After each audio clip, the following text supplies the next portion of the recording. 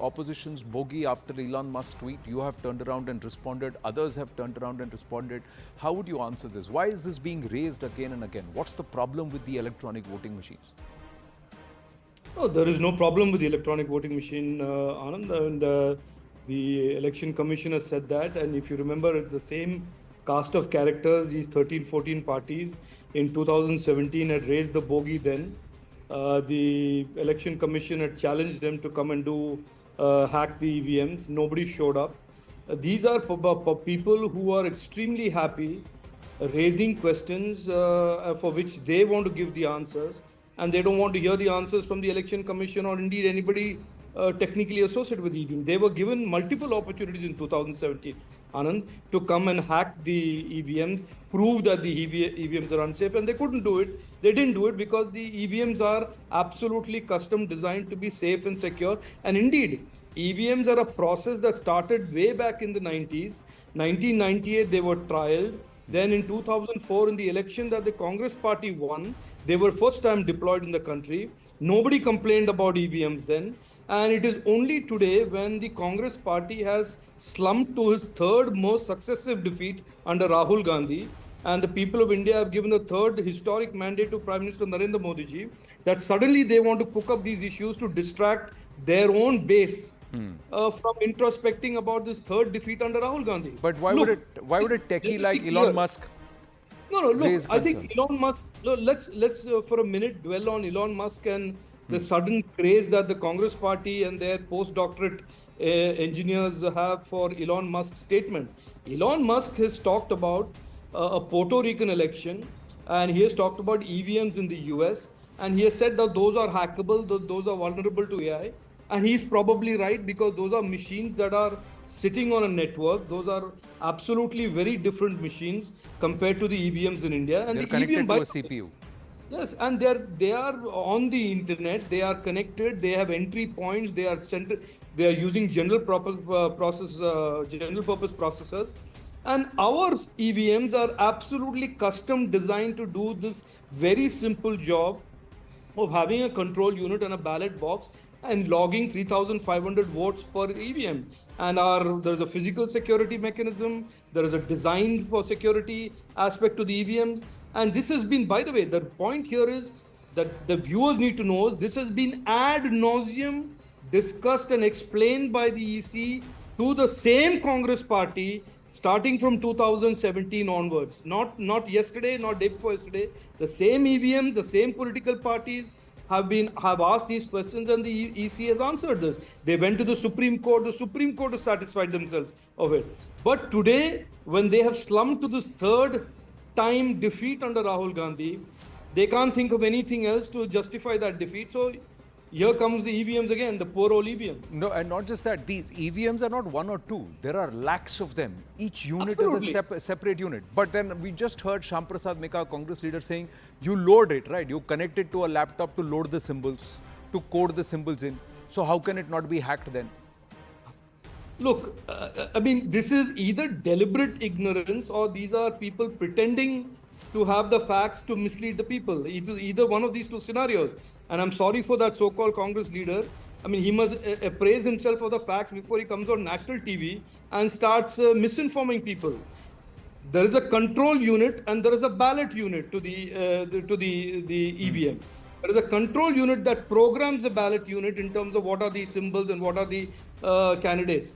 And the ballot unit, for anybody who has taken the time to understand, logs 3,500 votes per EVM, as for the information I have. Right. So therefore, and then there is all of these other very rigorous physical security issues that the EC adopts to protect the boxes.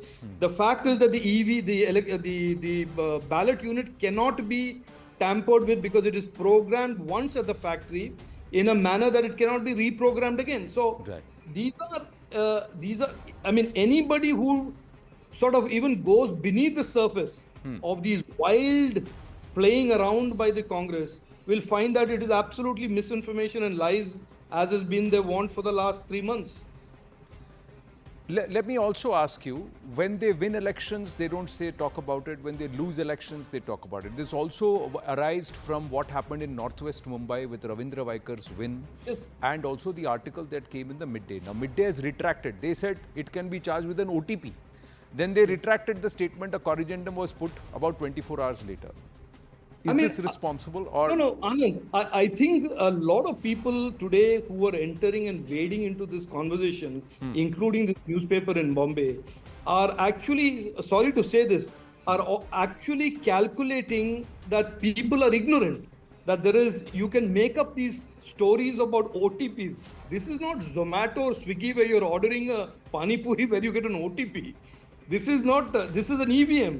There is a control unit, there is a ballot unit, there is no OTP involved in it, as the EC themselves have clarified. So there is all of this imaginary story making that is at play here, fanned of course by the Congress ecosystem, that is designed, like the gentleman you said is a Congress leader said, to design to create doubts. They create the doubts and they say, oh, but we don't have the confidence. We have to be inspired confidence. This is precisely why the EC in 2017 invited the political parties to come and hack the EVM, and nobody showed up then. But there was one big thing about a hacker trying to hack an EVM and said, this is how I can hack the EVM and this is why it can be done, although all of that was... Look, like I said, I think it's time to call the bluff on these people.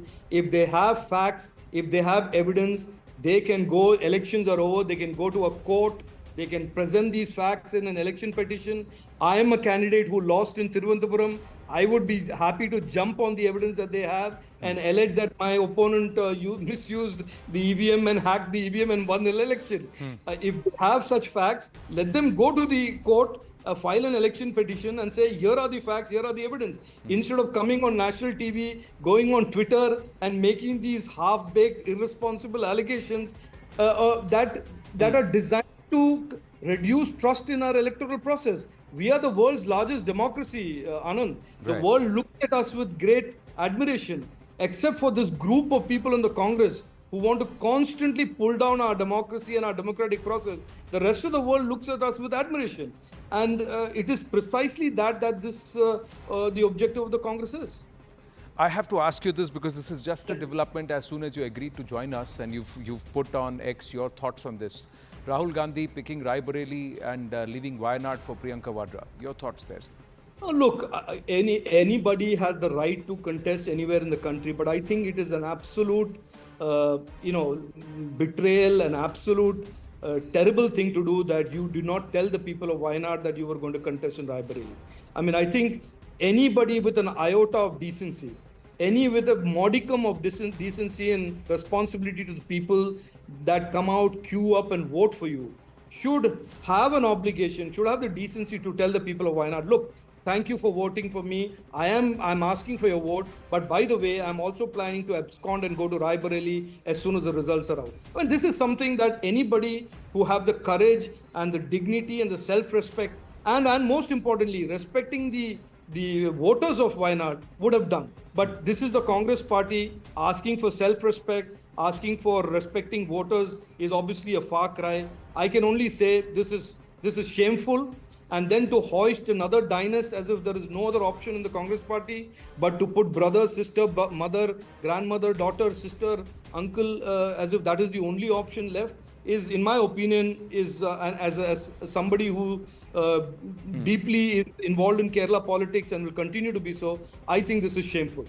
2 points. Amethi was not a dynast is one counter argument. Secondly, that it's Wayanad who wants junior Indira Gandhi to contest from Wayanad. So there is a mood there within the pro-Congress mood. The issue is not whether junior Indira Gandhi or the future XYZ is going to. The issue is why couldn't Rahul Gandhi, when he was campaigning in Wayanad, come clean and say, look, I am also going to contest in Rai Bareli. Why didn't he say that? He waited till the elections in Wayanad were over on the 26th and then scooted to UP on the 1st and then announced his candidature in Rai Bareli.